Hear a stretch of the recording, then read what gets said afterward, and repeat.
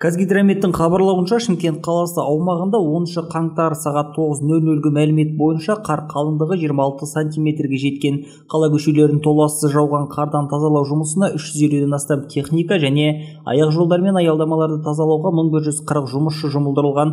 Бұл туралы Шымкент қаласы әкімінің орынбасары Ерғали Білісбеков ақпараттық коммуникациялық орталық алаңында өткен брифинг барысында мәлімдеді.